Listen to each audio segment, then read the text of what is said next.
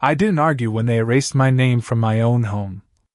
I just smiled, because in that moment, I finally understood what they had done.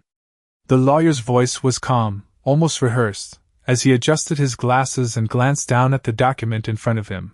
But I wasn't listening to him anymore, not really, because my eyes were fixed on a single line printed in neat, unforgiving ink. She has no legal claim to the property. The words didn't shout, they didn't accuse, they simply existed, quiet and final, like a door closing somewhere deep inside my life. I sat there in the front row of the conference room, my hands folded neatly in my lap, my black dress still carrying the faint scent of the funeral flowers from earlier that morning, and I nodded once, slowly, as if everything made perfect sense. No one questioned my reaction. No one ever does when a woman my age chooses silence over conflict. Across the table, my son Ethan shifted in his chair, his eyes briefly meeting mine before darting away, and in that fleeting second, I saw something I hadn't seen in him since he was a boy: hesitation, quickly buried under something colder, something learned. Beside him, Rachel sat perfectly still, her posture straight, her expression composed, her fingers resting lightly on a leather folder that I didn't recognize, though I suspected I should have. She didn't look at me at all. She didn't need to. The room was filled with the quiet rustling of papers and the low hum of the air conditioning, but underneath it all, there was a stillness that felt deliberate, like everyone had agreed, without saying it out loud, that this was simply how things were going to be. I adjusted the cuff of my sleeve, smoothing the fabric with slow, careful movements, giving myself something to focus on besides the weight settling into my chest. This house, the one they were discussing so clinically, so efficiently, wasn't just a property. It was the place where I had spent 32 years building a life, where every wall carried a memory, where every creak in the floorboards had once been familiar, comforting. But none of that was written in the documents laid out before them. None of that mattered here.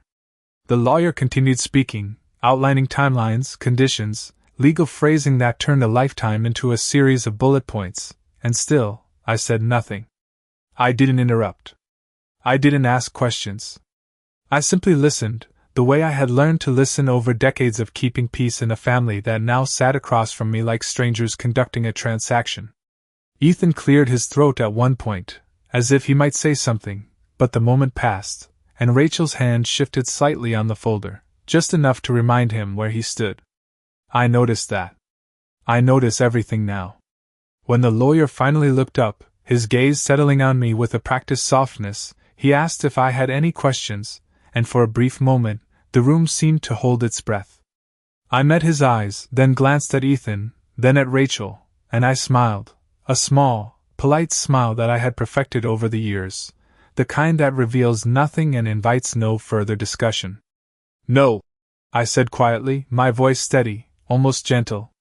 I understand. And I did.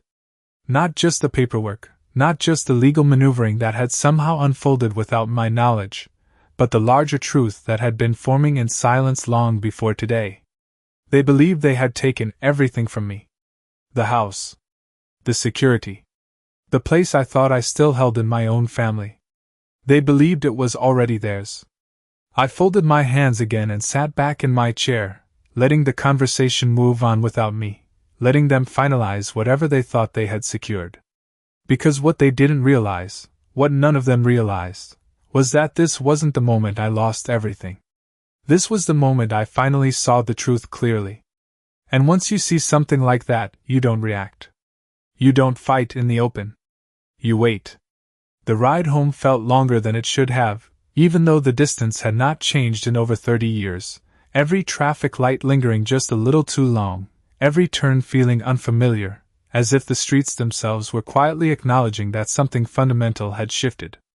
I kept my hands steady on the steering wheel, my eyes focused straight ahead, while my mind replayed the afternoon in careful detail, not the words themselves, but the spaces between them, the pauses, the glances, the way Rachel had leaned forward ever so slightly when the lawyer mentioned the transfer of ownership, as if she had been waiting for that exact sentence to be spoken out loud. Ethan had said very little, which in itself said more than anything he could have offered, Because my son had never been a quiet man, not when he believed in something, not when he thought he was right. Silence, in him, meant something else entirely. It meant agreement without courage. When I pulled into the driveway, I noticed immediately that the porch light had already been replaced, a brighter bulb casting a harsher glow over the front steps, and for a moment I simply sat there in the car, engine still running, watching that light as if it belonged to someone else's house. I turned off the ignition and listened to the quiet that followed, a kind of silence that felt different from the one I had left behind in that conference room. This one was heavier, more personal. Inside, everything looked exactly the same. The framed photographs along the hallway, the vase on the side table, the faint scent of lavender I had used for years. Nothing had changed, and yet nothing felt the same. I placed my purse on the kitchen counter and walked slowly through the house, my fingertips brushing against familiar surfaces as if confirming that they were still there, that they had not already been taken away in some invisible way I had not yet noticed. In the living room, I paused in front of the fireplace, where a photograph of my late husband still stood in its usual place. He was smiling in that picture, the kind of smile that made everything feel steady, certain, and I found myself studying it longer than usual, searching for something I might have missed, some warning I should have seen. "Everything is taken care of," he had told me more than once, always in that calm, reassuring tone that left no room for doubt. I had believed him. I had never needed to question it. Now, standing there alone, I realized how easily certainty can be rewritten when the right people are given the opportunity. A soft sound behind me pulled me from my thoughts. The front door opened, then closed, followed by the familiar rhythm of footsteps I knew better than my own. "Ethan." He hesitated when he saw me, just for a second, before forcing a small, polite smile that did not reach his eyes. "You got back early," he said, his voice casual, almost careful, as if he were stepping around something fragile. I nodded once. "So did you." The conversation hung there, unfinished, either of us moving closer, either of us willing to fill the space with anything real. Rachel's voice carried faintly from upstairs, light and controlled, speaking on the phone in a tone I had come to recognize over the years, the tone she used when she was managing something, arranging something, ensuring that everything unfolded exactly as planned.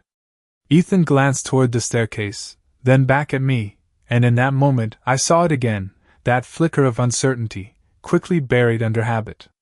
"The lawyer explained everything," he said, as if that were enough, as if clarity and fairness were the same thing. I held his gaze steady and calm. "Yes," I replied softly. "He did." I did not ask questions. I did not challenge him.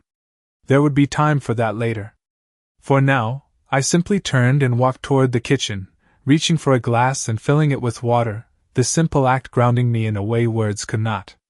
Behind me, I could feel his eyes lingering, waiting perhaps for a reaction that never came. That was the part they did not understand. They were expecting resistance, confusion, maybe even pleading. They were prepared for all of that. What they were not prepared for was patience. I took a slow sip of water and set the glass down carefully, listening to the faint sound it made against the countertop. Upstairs, Rachel's voice faded as she ended her call, and the house settled once more into its quiet rhythm. Everything looked the same. Everything sounded the same. But beneath it all, something had shifted, something they could not see yet, something that would not reveal itself until the right moment. And I was willing to wait for that moment, no matter how long it took. The next morning began the way most mornings in that house had always begun, with quiet routines that required no thought, only repetition, but this time each movement carried a new awareness, as if I were watching myself from a distance, noting details I had overlooked for years. I woke before sunrise, the soft gray light filtering through the curtains, and for a moment I simply lay there, listening to the stillness, measuring it, understanding it in a way I never had before.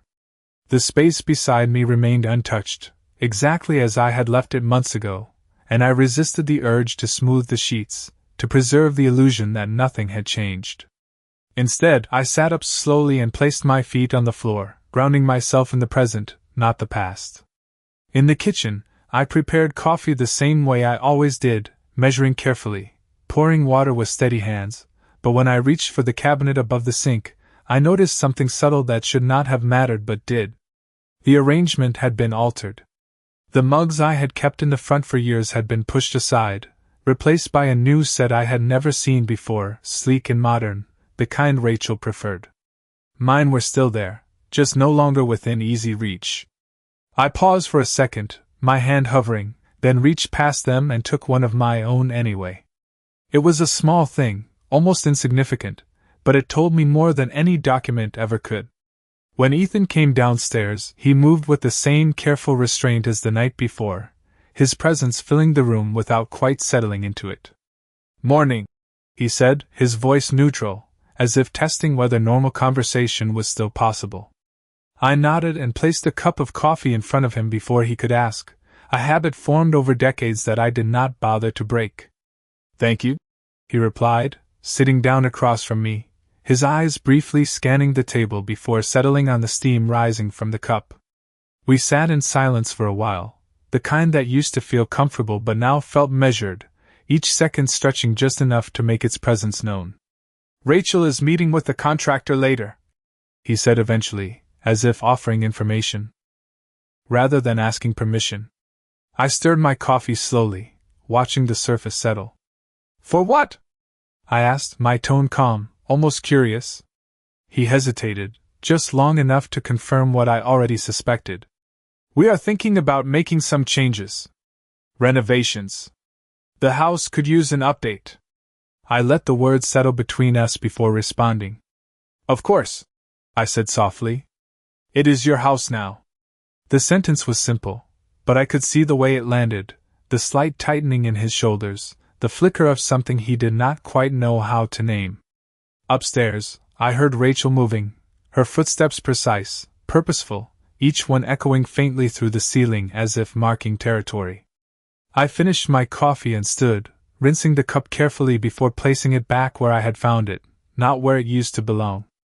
Later that morning, after Ethan had left for work and Rachel had stepped out for her meeting, I found myself alone in the house again, the silence returning, but this time it felt different. Not empty. Not hollow. Focused. I moved through each room slowly, not out of nostalgia, but with intention, observing details that had once blended into the background. In the study, I paused at the desk that had belonged to my husband, the surface still polished, the drawers still aligned with the same precision he had always insisted on. I sat down in his chair and opened the top drawer, expecting nothing, and yet noticing everything. The files were arranged neatly, but not in the way he used to organize them. The order was too clean, too deliberate, as if someone had gone through them recently, deciding what should remain visible and what should not. I ran my fingers lightly over the folders, not opening them yet, just feeling their edges, their weight, the quiet presence of something hidden in plain sight. For years I had trusted that everything in this house was exactly as it appeared, that what I saw was what existed. Now I understood that appearances could be arranged, curated, shaped by those who knew where to look and what to change. I closed the drawer gently and leaned back in the chair, my gaze settling on the window across the room. Outside, the world continued as it always had, unchanged by what had unfolded inside these walls. Inside, however, the pieces were shifting, slowly, quietly, aligning themselves into something I could finally begin to understand. And for the first time, I did not feel lost in that realization. I felt prepared. I remained seated at the desk for a long time after closing the drawer, not because I was unsure of what to do next, but because I understood that whatever I did next would need to be deliberate, measured, and quiet. The house around me carried on in its usual stillness, the faint ticking of the clock on the wall marking time in a way that felt more noticeable now, each second a reminder that something had already been set into motion long before I became aware of it. I rested my hands on the surface of the desk, feeling the smooth wood beneath my fingertips, and allowed my thoughts to drift backward, not in confusion, but in search of clarity. There had been moments, small ones at first, that I had dismissed without question. Rachel asking about account details under the guise of helping organize finances. Ethan suggesting that it might be easier if certain documents were kept in one place, somewhere more accessible. Conversations that seemed practical at the time, even thoughtful. I had accepted them without hesitation because I believed in the foundation of trust that had always existed in this family, or at least the version of it I had chosen to see. Now, those same moments returned with a different weight, each one aligning with the next, forming a pattern that was too precise to be accidental. I stood slowly and walked toward the bookshelf against the far wall, my eyes scanning the rows of familiar titles until they settled on a small wooden box tucked discreetly between two volumes. It had been there for years, rarely touched, not because it held nothing of importance, but because it held something I never thought I would need to revisit. I lifted it carefully and placed it on the desk, opening it with a quiet sense of purpose.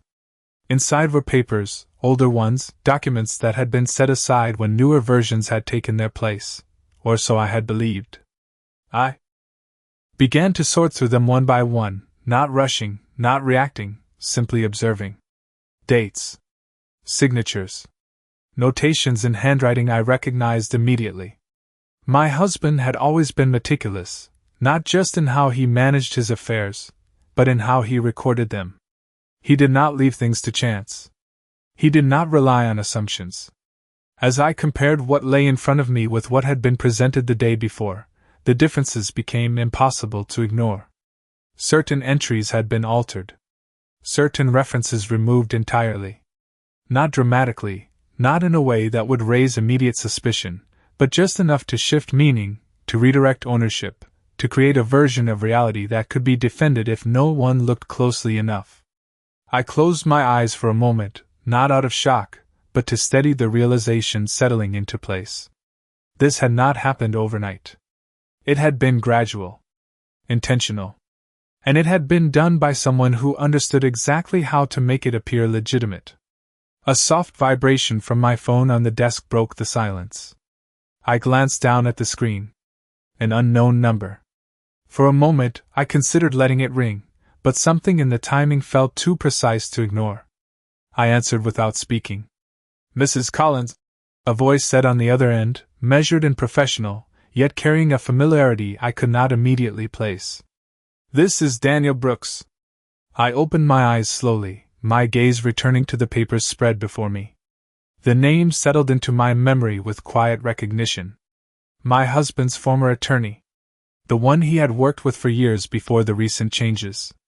"I was hoping to speak with you," he continued, his tone careful but firm. "There are some matters I believe you should be aware of." I did not interrupt. I did not ask questions. Not yet. I simply listened, the way I had learned to listen when something important was being revealed beneath the surface of ordinary words. "I understand there was a reading yesterday," he added, pausing briefly, as if choosing his next words with precision. "And I suspect that what you were told does not fully reflect your husband's intentions." My hand rested lightly on the edge of the desk. Steady, unmoving. "I see," I replied quietly. There was a brief silence on the line, not uncomfortable, but deliberate, as if he were giving me space to respond, to react, to question. I did none of those things. "I have documentation," he said finally. "Original documentation. I think it would be best if we met in person." I glanced once more at the altered papers before me, then at the wooden box that had preserved a version of the truth they had overlooked. "Yes," I said, my voice calm, almost gentle. "I think it would." As I ended the call, I did not feel anger. I did not feel betrayal in the way I might have expected. What I felt instead was clarity, sharp and unmistakable. The pieces were no longer scattered. They were aligning. And for the first time since that quiet line had been read aloud in the conference room, I knew with certainty that what they believed they had secured was not as solid as they thought. They had rearranged the surface. But they had not erased the foundation. And that was where everything would begin. I did not rush to meet Daniel Brooks the same day, even though every part of the situation suggested urgency, because I understood something they did not, that time, when used correctly, could be more powerful than any immediate reaction. Instead, I spent the rest of the afternoon moving through the house with quiet intention, not searching in a frantic way, but observing, confirming, noticing the small shifts that now carried meaning. By the time evening settled in, I had already decided that nothing about my behavior would change, not yet. When Rachel returned, she stepped through the front door with the same composed energy she always carried, her heels clicking softly against the floor, her expression calm, controlled, as if everything in her world was unfolding exactly as planned. She paused briefly when she saw me in the kitchen, standing by the counter, preparing dinner as I had done countless times before. "You are still here," she said, her tone light, almost casual, but there was something underneath it, something measuring. I turned slightly, offering a small, polite smile. "Of course," I replied, my voice steady.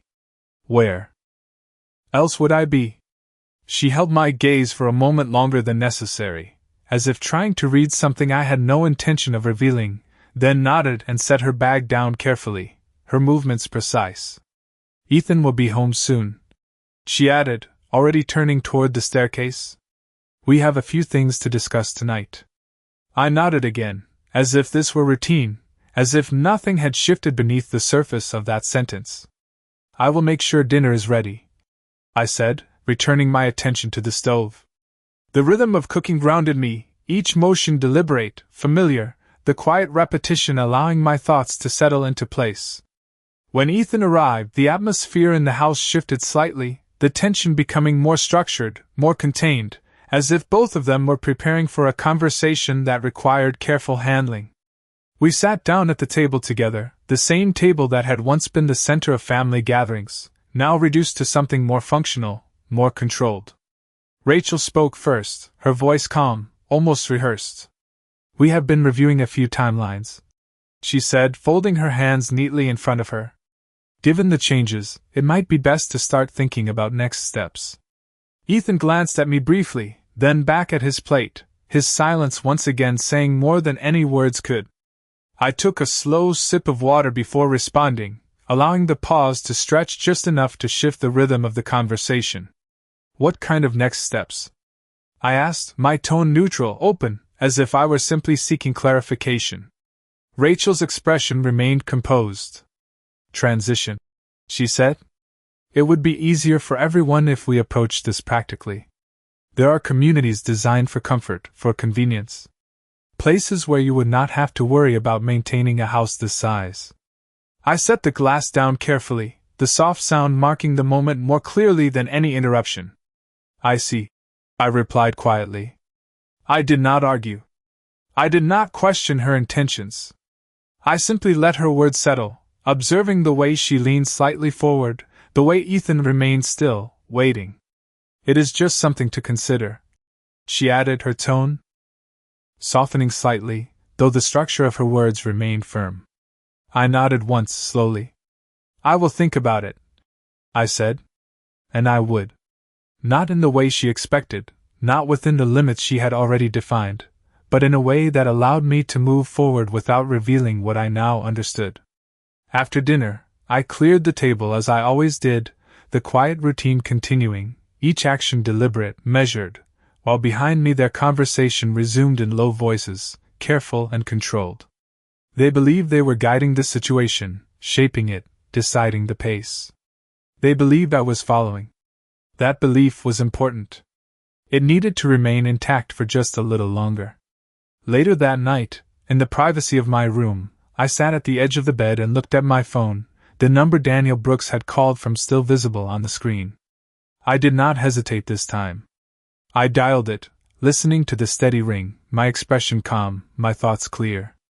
When he answered, his voice was immediate, prepared. "Mrs. Collins."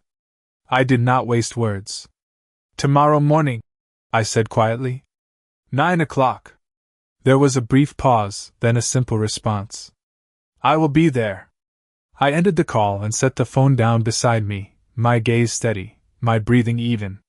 Down the hall, I could hear faint movement, the quiet sounds of a house that believed it was already settled, already decided. I lay back slowly, staring at the ceiling, not with uncertainty, but with a clarity that had taken years to form. They were planning my exit. I was preparing something else entirely. I woke before the alarm the next morning, not because I had slept well, but because my mind had already moved ahead of the day, mapping each step with a clarity I had not felt in years, and as I sat on the edge of the bed, the house still wrapped in that quiet hour before movement begins, I realized that nothing about this morning felt uncertain anymore. I dressed carefully, choosing the same calm, understated clothing I had worn countless times before. Nothing that would draw attention, nothing that would signal change, because what I was about to do did not require announcement. It required precision. When I stepped into the hallway, the house remained still, Rachel and Ethan not yet awake, their worlds still resting in the assumption that everything was under control, and I moved quietly past their closed door, down the stairs, and out into the cool morning air without a sound. The drive to Daniel Brooks's office took just under 20 minutes, the roads nearly empty, the early light stretching across the pavement in long, pale lines, and I found myself noticing details I would have ignored before, the rhythm of traffic signals, the stillness of storefronts not yet open, the sense that the world was waiting, just as I was. His office was exactly as I remembered, understated, professional, the kind of place that did not rely on appearance to establish authority, and when I stepped inside, he was already there, standing behind his desk, a folder placed carefully in front of him as if he had been waiting for this moment as much as I had. "Mrs. Collins," he said, his tone respectful but direct, and I nodded once as I took the seat across from him, placing my purse neatly beside the chair. He did not begin immediately. Instead, he opened the folder slowly, revealing a set of documents that looked familiar in structure but different in substance, and when he turned them toward me, I did not lean forward in surprise, I simply looked. "These are the original filings," he explained, his voice steady, each word measured. "The ones your husband finalized before his health declined." I let my eyes move across the page, taking in the signatures, the dates, the language that carried a tone I recognized, clear, intentional, unmistakably his. "There have been revisions," he continued, "filed shortly before his passing, but there are inconsistencies in how those revisions were executed." I did not interrupt. I did not ask how or why. I already understood enough to know that those answers would come when they needed to. "Your name," he added, tapping lightly on the document, "was never meant to be removed from primary ownership. Not in any version he approved with me." The room remained quiet for a moment, the weight of that statement settling into something solid, something undeniable, and I felt no surge of emotion, no need to react outwardly, only a deeper sense of confirmation. "Then what I was shown yesterday," I said calmly, "was not the truth." He met my gaze without hesitation. "It was a version of the truth," he replied carefully. "One that benefits those currently in control of the narrative." I nodded once, the distinction clear, precise, important. He reached into the folder again and withdrew another document, placing it beside the first. "There is more," he said. "Financial transfers. Authorizations. Signatures that warrant closer examination." I looked at the pages, not as someone overwhelmed, but as someone assembling pieces that had already begun to form a complete picture. "What would you recommend?" I asked quietly, my voice steady, controlled. "If this were your case?" He did not hesitate. "We proceed carefully," he said. "We do not alert them yet. We gather everything. And when we act, we do so with documentation that cannot be dismissed." I sat back slightly in my chair, considering his words, not because I doubted them, but because I recognized their alignment with what I had already decided. "Good," I said simply. "That is exactly what I intend to do." When I left his office, the sun had risen fully, the streets now alive with movement, people beginning their day unaware of the quiet shift that had just taken place in mine, and as I walked back to my car, I felt something settle into place with a certainty that required no validation. They believed the outcome had already been decided. They believed I had accepted it. What they did not understand was that acceptance and agreement are not the same thing, and for the first time since this began, I was no longer reacting to what they had done. I was preparing for what I would do next. I did not return home immediately after leaving Daniel Brooks's office, not because I needed more time to think, but because I understood that stepping back into that house required me to carry the same version of myself they expected to see, and I wanted to make sure there was no trace of what had shifted inside me before I walked through that door again. I stopped at a small grocery store a few blocks away, not because I needed anything in particular, but because routine is a powerful disguise, and I moved through the aisles slowly, selecting a few familiar items: bread, milk, fresh vegetables, the kind of things I had always bought without thought, as if nothing in my life had changed at all. By the time I returned to the house, the sun had climbed higher, filling the rooms with a steady light that made everything look exactly as it always had, and when I stepped inside, I could hear Rachel's voice in the living room, speaking on the phone again, her tone low, controlled, deliberate.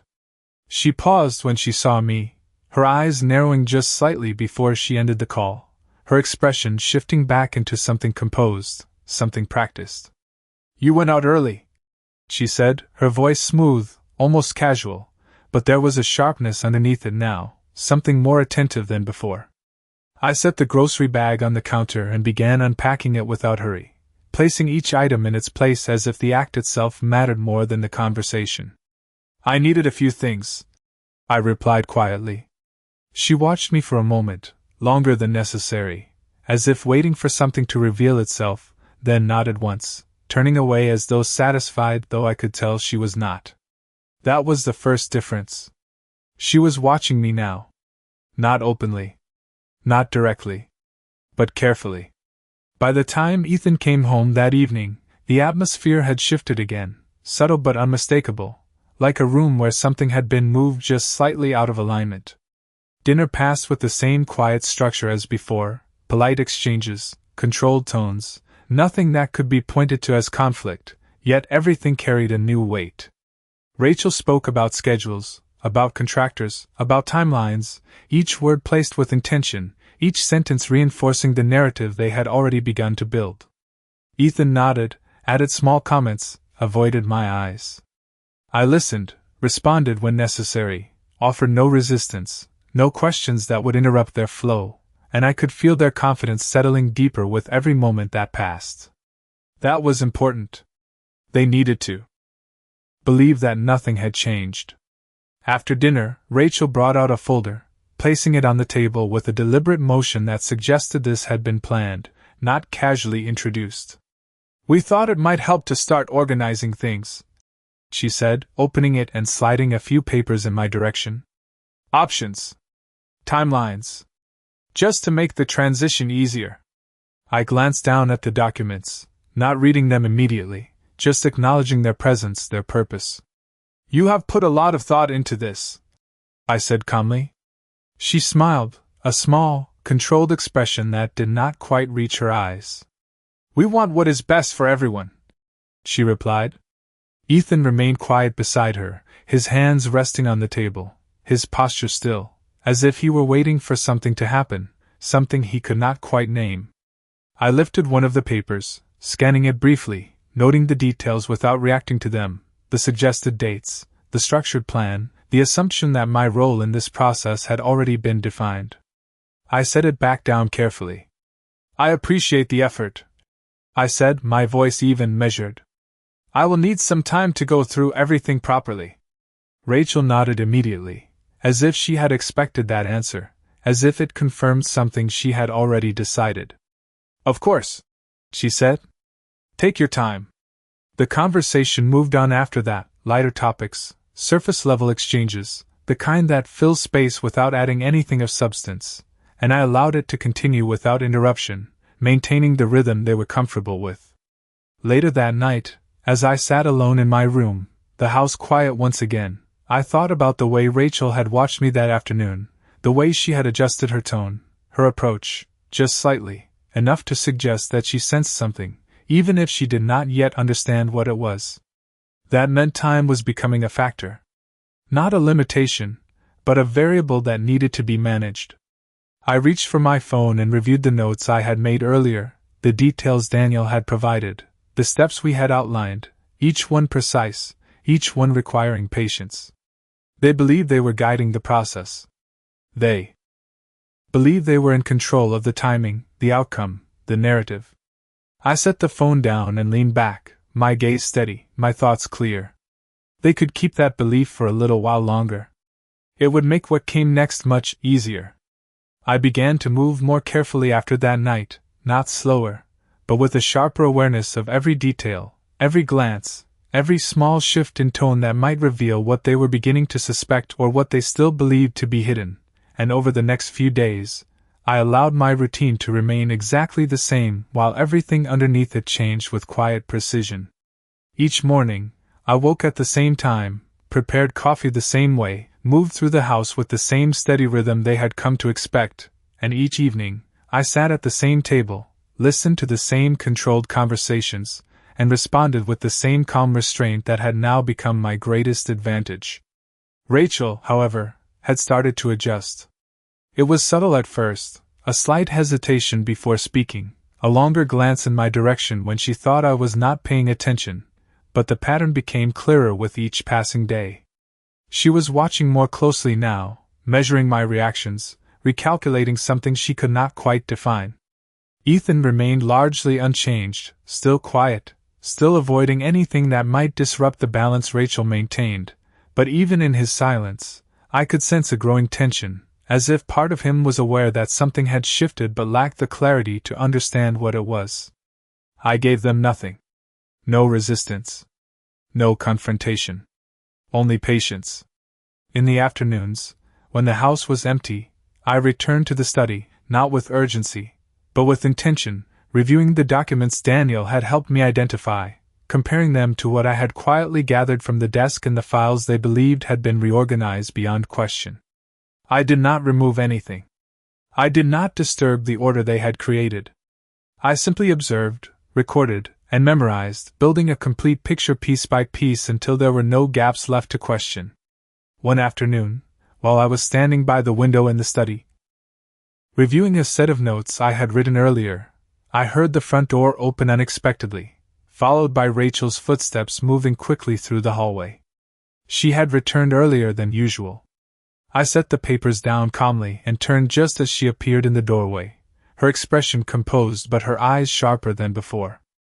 "I did not expect you to be in here," she said, her tone light but edged with something more direct now. I met her gaze without hesitation. "I used to spend a lot of time in this room," I replied quietly. "It still feels familiar." She stepped inside, her eyes briefly scanning the desk, the shelves, the space itself, as if searching for something out of place, something that would confirm whatever suspicion had begun to form. "We are planning to repurpose this room," she said, her voice steady, controlled. "It will be more useful as an office for Ethan." I nodded once, as if the idea held no weight at all. "That makes sense," I said. There was a pause, a moment where she seemed to expect something more, a question, a reaction, anything that might reveal what I was thinking, but I offered nothing beyond that simple agreement. She studied me for a second longer, then gave a small nod and stepped back into the hallway, her footsteps retreating with the same controlled rhythm. I remained where I was, my expression unchanged, my thoughts steady. That moment told me everything I needed to know. She was no longer certain. Not fully. And uncertainty, even in small amounts, changes behavior. That evening, during dinner, the conversation felt slightly different, not in what was said, but in how it was said. Rachel spoke more carefully, choosing her words with greater precision, while Ethan seemed more attentive, his gaze lingering a second longer than usual, as if trying to read something he had missed before. I responded as I always had, calm, measured, consistent, allowing their attention to settle without giving it direction. Afterward, when I returned to my room, I sat in the quiet and considered the timing of everything, the pace at which they were moving, the pace at which I needed to respond. Daniel had been clear. We needed complete documentation, undeniable proof, and we were close, closer than they could imagine, but not yet at the point where action would be irreversible. I picked up my phone and reviewed the notes once more, confirming each detail, each step, each piece of evidence that would soon come together into something they could not dismiss or control. They still believed they were ahead of me. That belief was fragile now, but it was still intact, and as long as it remained, it would continue to work in my favor. I set the phone down and leaned back, my gaze steady, my mind clear. The moment was approaching, and when it arrived, there would be no confusion, no hesitation, no room for them to rewrite what had already been done. Until then, I would continue exactly as I had been, calm, patient, and completely unnoticed in the ways that mattered most. The moment came on a quiet Thursday evening, the kind of evening that felt ordinary on the surface, the kind they had come to rely on, predictable, controlled, safe, and as I stood in the kitchen setting the table, placing each plate with the same careful precision I had always used, I knew that nothing about what was about to happen would feel ordinary to them once it began. Rachel was in the living room, reviewing something on her tablet, her posture relaxed but focused, while Ethan sat nearby, his attention divided, as it often was, between her and whatever thoughts he chose not to voice. When I called them to the table, my tone was the same as it had always been, calm, steady, familiar, and they responded without hesitation, taking their seats as if this were just another evening, just another step in the process they believed they controlled. Dinner began quietly, small talk, routine exchanges, nothing that would suggest change, and I allowed that rhythm to settle fully before I spoke again. "There is something I would like to discuss," I said, my voice even, measured, not loud, not urgent, just enough to shift the focus of the room. Rachel looked up first, her expression composed, but I saw the quick calculation behind her eyes, the immediate adjustment. Ethan followed, his gaze moving to me with a hesitation that had become familiar. I reached beside my chair and lifted the folder I had brought with me, placing it gently on the table between us, the motion deliberate, controlled. "I met with someone this morning," I continued, opening the folder slowly, revealing the documents inside without pushing them forward just yet. Rachel's posture straightened slightly, her attention sharpening, while Ethan remained still, his eyes fixed on the pages he could not yet fully see. "Daniel Brooks," I said, allowing the name to settle in the space between us. The reaction was immediate, though subtle. Rachel's expression did not change dramatically, but her stillness became more pronounced, more rigid, while Ethan's gaze flickered, confusion mixing with something deeper, something uncertain. I slid the first document forward, turning it so they could read it clearly, my hand steady, my movements precise. "He showed me the original filings," I said quietly. "The ones finalized before any revisions were made." Silence followed, not empty, but dense, filled with the weight of recognition that was beginning to form whether they wanted it to or not. Rachel leaned forward slightly, her eyes scanning the page, her composure holding but tightening at the edges, while Ethan looked between the document and me, as if trying to reconcile what he was seeing with what he had been told. "There seemed to be inconsistencies," I continued, my tone unchanged, almost gentle, as if I were simply clarifying a detail rather than unraveling an entire narrative. I placed another document beside the first, then another, each one aligned carefully, each one adding to the picture in a way that required no explanation beyond their presence. "Signatures that do not align. Authorizations that were processed under circumstances that require further review." Rachel's hand moved slightly, resting on the edge of the table, her fingers still, controlled, but no longer relaxed. "What are you suggesting?" she asked, her voice calm, but there was a sharpness beneath it now, something more direct, less certain. I met her gaze without hesitation. "I am not suggesting anything," I replied softly. "I am showing you what exists." Ethan exhaled quietly, his shoulders shifting as if the weight of the situation had finally reached him in a way it had not before. "Mom," he began, his voice uncertain, searching for ground that was no longer stable. I raised my hand slightly, not to stop him, but to hold the moment exactly where it needed to be.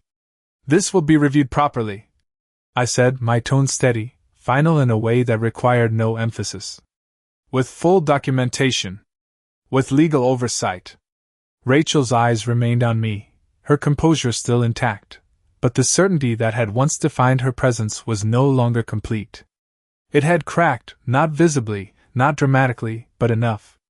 I closed the folder slowly, placing my hands on top of it, my posture calm, my expression unchanged. You believed you had secured everything, I said quietly, not as an accusation, not as a confrontation, but as a simple statement of fact. I paused then, just long enough for the words to settle fully before continuing. But what you were holding was never truly yours. The room remained still, the silence no longer controlled, no longer structured, but uncertain, shifting, and for the first time since this began, I could see it clearly, the balance had changed. Not through force. Not through conflict. But through something far more precise. The truth, placed exactly where it could no longer be ignored.